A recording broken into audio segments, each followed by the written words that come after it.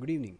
My name is Manish Karoor from PGPM batch 2020-22 from IIM Trichy, and as part of my IEP final project, I'm going to be speaking about the fiscal measures that were introduced to combat the COVID crisis, how effective they were, and what else the government needs to do.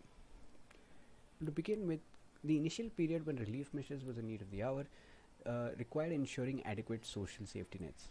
As time progressed, there was more of a need for a multiplier effect on growth, with the priority needing to be given to infrastructure investments by increasing capital expenditure.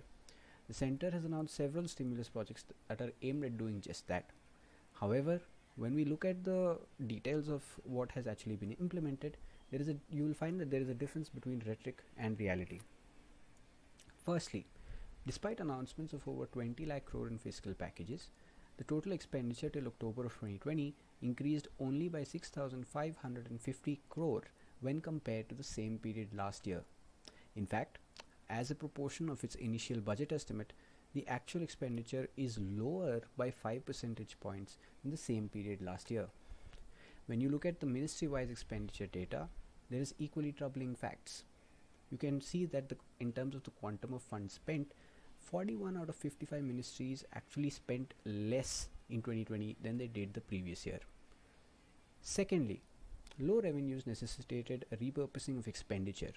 Areas considered essential for dealing with the pandemic, such as health, rural livelihood, and the public distribution system, were prioritized. Expectedly, the corresponding ministries constitute nearly 20% of the total capital expenditure by the centre. However, a look at the data here shows some puzzles as well.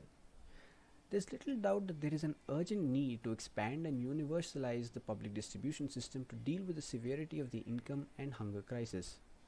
A recent survey conducted by Hunger Watch across 11 states and covering 4,000 respondents found that as many as 62% of households reported reduced income. However, the Department of Consumer Affairs and Public Distribution, which is responsible for subsidizing food grains, till October of 2020 spent 9% less than in the same period the previous year. Similarly, while additional allocations of 40,000 crore have been made to the Manrega scheme, the scheme itself is struggling to meet current demand. There are 10 million fewer households which have been provided employment through the scheme than those that were demanded. Thirdly, capital expenditure plays a key role in promoting growth, but this too is not showing a significant increase. In fact, only 47.9% of the year's target has been spent till October of 2020, as against 59.5% in the previous fiscal. This includes loan disbursements, which have naturally seen a substantial rise this year. Even ministries that have large infrastructure related projects, such as the Ministry of Jal Shakti and the Ministry of Housing and Urban Affairs, have seen over 20 percentage points less expenditure than in the same period the previous year. For states, the centre's failure to increase its expenditure spells trouble twice over.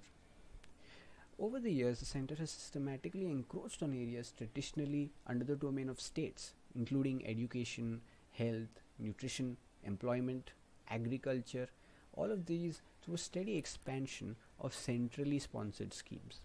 For fiscally weaker states, these funds, despite the conditions attached to accessing them, have become an important source of non-wage finances. As states spend on welfare provisioning through these centrally sponsored schemes, their dependence on the centre has increased tremendously.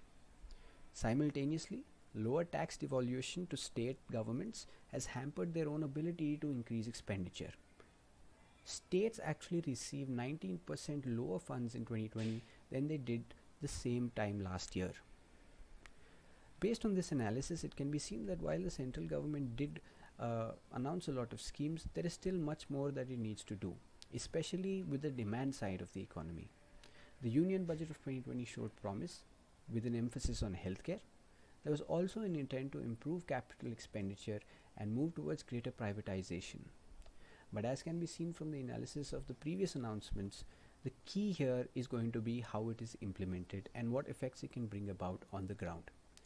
As such, now we must wait and watch to see how India recovers from the effects of the pandemic and whether we can continue to grow to become an economic superpower in the coming years. Thank you.